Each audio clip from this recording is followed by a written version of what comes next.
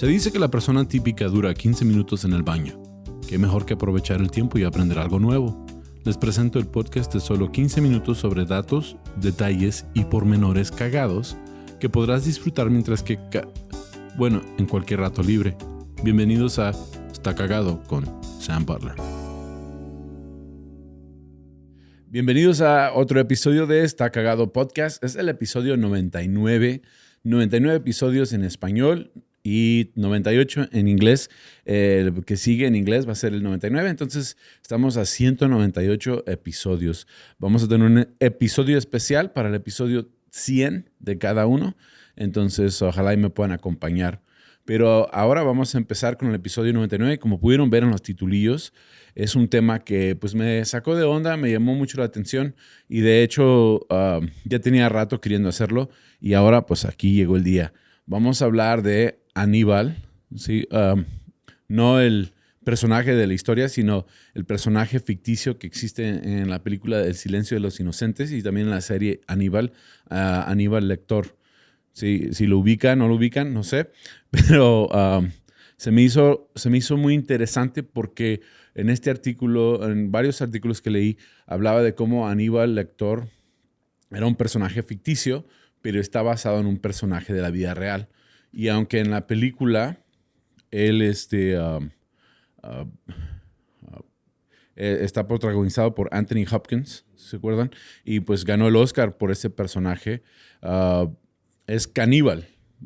El personaje en la vida real no necesariamente era caníbal, pero sí era una persona que cometió algunos crímenes. Ahora, hay un escritor, el escritor del libro, ¿sí? El Dragón Rojo, y también pues, el que ayudó a hacer el guión de Silencio de los Inocentes, es el escritor famoso Thomas Harris. Bueno, Thomas Harris... todo empezó en 1963. Thomas Harris va a México como reportero. Todavía no es el escritor famoso de estos libros. Él es un reportero y va a México buscando a otro asesino. No necesariamente en el que está basada la película. Él va y busca a un asesino americano que está en la cárcel en México. Entonces, para él este era un artículo muy interesante. Él quiso ir a agarrar la historia de esta persona. Estamos hablando de un hombre que se llamaba Dykes Askew Simmons, ¿sí? Entonces, Harris mencionaba que Simmons, el prisionero americano en México, estaba sentenciado a muerte. Aparentemente, existía todavía la pena de muerte en 1963 en México y este asesino asesinó a 2 muchachitas y a un niño.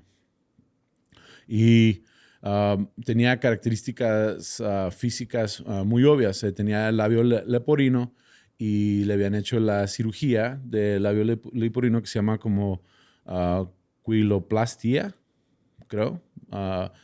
Z-plasty le dicen en inglés. Y como que estaba muy mal hecha la cirugía. Entonces como que quedó un poco mal el sujeto y no tenía muy bonita apariencia. Esto es importante porque después que llega Harris a Monterrey específicamente a entrevistar al reo, también decide entrevistar al médico del reo, al médico de la prisión, para entender un poco en cuanto a la psicología de Harris, a ver qué había observado, qué es lo que él vio de Harris. Y a él le sorprendió mucho el médico de la prisión porque era una persona con mucha educación. Dice Harris que tenía una elegancia de cómo hablaba, cómo vestía, cómo se portaba. Y empieza a platicar con este doctor de la prisión. Y al principio él siente que él está entrevistando al doctor y dice que el doctor empieza a envolverse más en la conversación y le va volteando la conversación, que al último el entrevistado fue Harris. ¿Sí? Entonces le hace preguntas como Harris pregunta al doctor, dice, por cierto se llamaba el doctor Salazar, así lo conoció Harris, como el doctor Salazar, el doctor de la prisión, y le empieza a hacer preguntas en cuanto a Simmons. Y al último empieza el doctor a hacerle preguntas a Harris sobre Simmons, como ¿por qué crees que los mató? ¿Crees que los mató porque eran bonitos en apariencia? ¿Sí? Y les mostró la foto de las víctimas. Le dijo, como puedes ver, sí estaban bonitas. Que es muy parecido a la escena en El silencio de los inocentes, cuando la gente del FBI va a entrevistar al doctor Lecter y él no le da respuestas, sino le hace preguntas. Entonces, en ese estilo, lo empieza a entrevistar el doctor Salazar.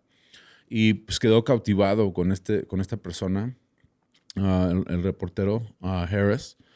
Y después se da cuenta que no es solo el doctor de la prisión, sino que también es un reo. O sea, resulta que el doctor Salazar ni siquiera se llamaba el doctor Salazar.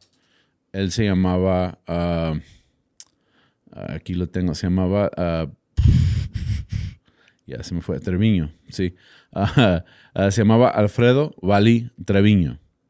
Y resulta que él era un reo porque también lo habían acusado, lo habían encontrado culpable de un asesinato. Esto intriga tanto a Harris que lo empieza a entrevistar más, a querer saber más. Entrevista al guardia de la prisión, entrevista al detective de homicidio que tuvo el caso del doctor Salazar. Se da cuenta que no se llama doctor Salazar, se llama Alfredo Valí Treviño.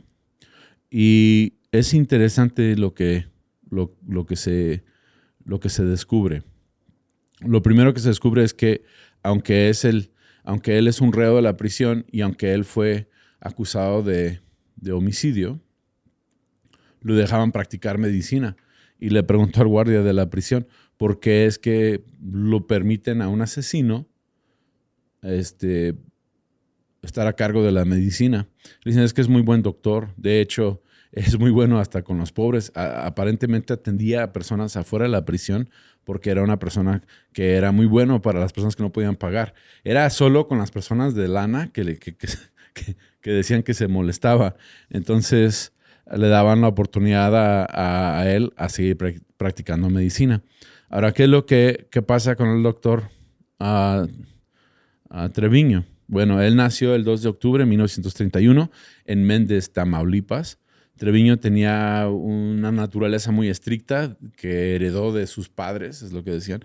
Sus padres siempre lo empujaban a ser perfeccionista, a ser una persona educada, tener educación, porque querían que él saliera de la pobreza de esa forma. Entonces, como que tenía ahí una cuestión de querer dejar de ser pobre y llegar a ser una persona con finanzas, con dinero.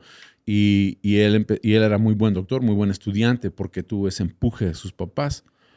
Ahora, el 8 de octubre de 1959 fue cuando cometió el crimen por lo cual lo acusaron. Y este crimen fue tan horrorífico que estremeció a toda la ciudad de Monterrey. Y lo que pasa es que pues, él llegó a estar en todos los periódicos de México. Y lo que sucedió es que aparentemente Treviño estaba en una consulta con un paciente y lo interrumpe su amante, ¿sí? O su novio, decía el artículo. Y aparentemente pues nadie sabía que él era homosexual y estaba en el closet en cuanto al tema y se rumora que el pleito fue porque él iba a decidir casarse con una mujer para aparentar no ser gay. Entonces empiezan a discutir y llega a un punto de ira a que decide que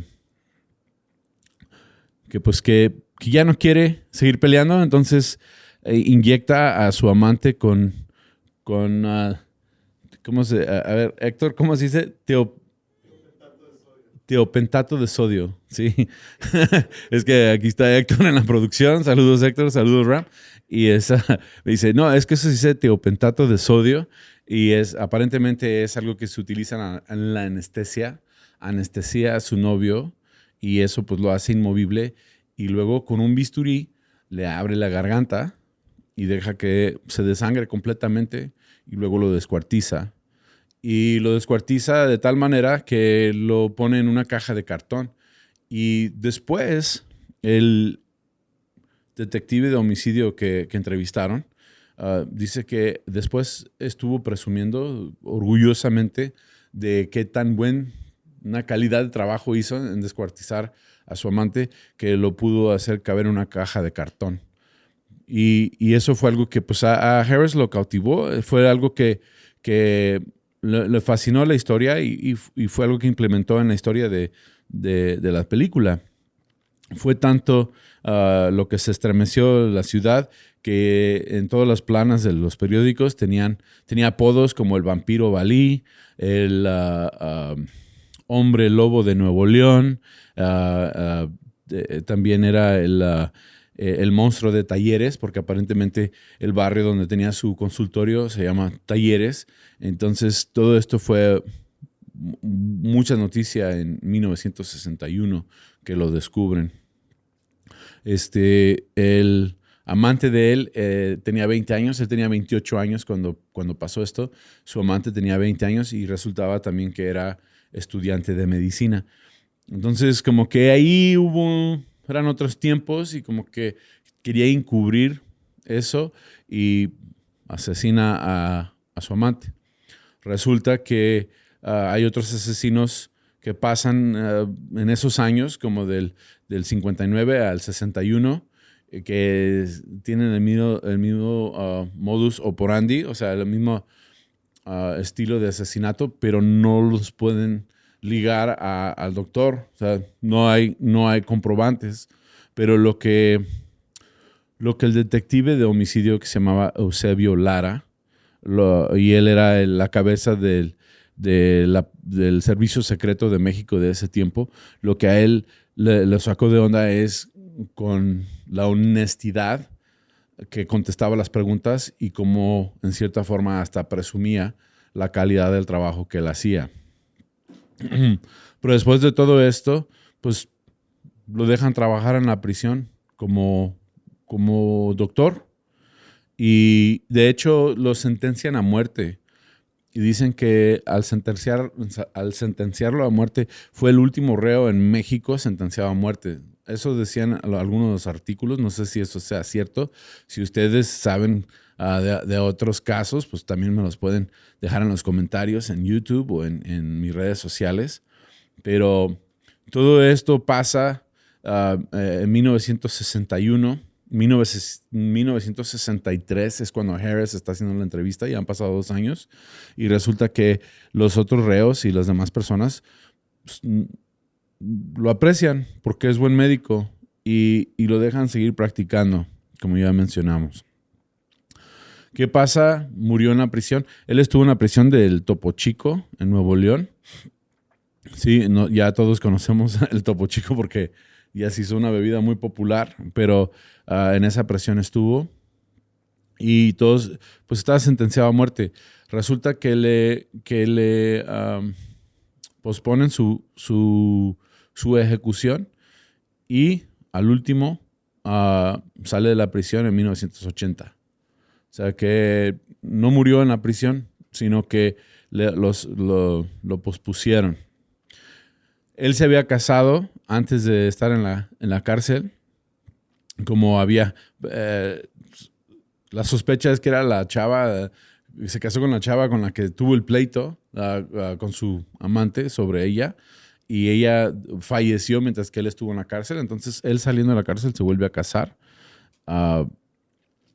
Ya empieza a practicar medicina como ahora como una persona reformada. Y lo irónico de todo es de que, o el dato cagado, es que se regresa al mismo consultorio donde él estuvo 20 años atrás y eso saca a la gente de onda que él regresara ahí, pero regresa a su mismo consultorio y dicen que él sigue atendiendo a la gente gratis, la gente de bajos recursos o pidiendo solo donaciones por sus servicios. Entonces como que hubo una aceptación de él y de hecho hasta su misma familia se burlaba un poco en cuanto en cuanto a que se basó el personaje de él, de la película. Entonces le decían Aníbal, le decían el doctor Lecter, como de burla. Y pensaría uno que eso lo molestaría, pero dicen que pues, él sentía un poco orgullo de los apodos. Entonces, como que vemos que le queda muy bien ese personaje que escribieron en la película a la persona de la vida real. Sí, es una persona muy educada, muy elegante, muy inteligente, pero a la vez muy enferma. ¿Sí? Y es lo que pasó aquí. ¿Qué pasó con él? En el 2008 dio una entrevista a un periódico, pero no quería discutir sus crímenes. Y decía que no quería revisitar sus fantasmas. Y de esa manera, pues terminó su entrevista, pasa un año y se muere de cáncer de próstata. Entonces él falleció en el 2009. Se me hizo algo súper interesante y súper cagado que este personaje fuera, para empezar, fuera real, el personaje de Aníbal, pero más que fue mexicano. O sea, eso, wow, es interesante. Y pues podemos ver que la mayoría de las películas son basadas en personajes de la vida real. Y pues con eso hemos terminado este episodio de Está Cagado Podcast. Ojalá lo hayan disfrutado. Pueden dejar sus comentarios en YouTube o en redes sociales. Saludos a los cagadienses y a todos los que me acompañan. Pero esto ha sido el episodio 99. Nos vemos hasta pronto.